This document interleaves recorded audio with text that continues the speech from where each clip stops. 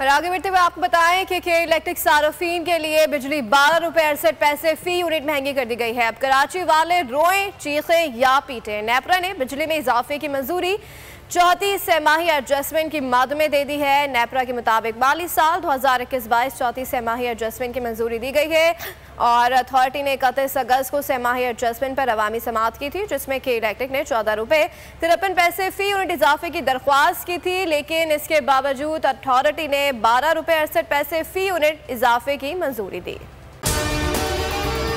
अगर आपको हमारी ये वीडियो पसंद आई है तो लाइक पर क्लिक कीजिए।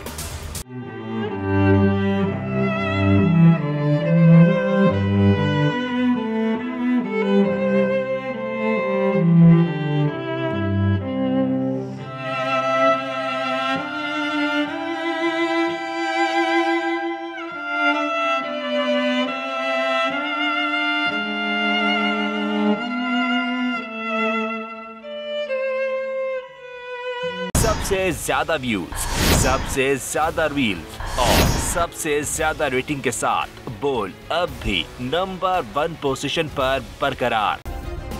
सब्सक्राइब करें और बेल दबाएं ताकि कोई खबर रह न जाए।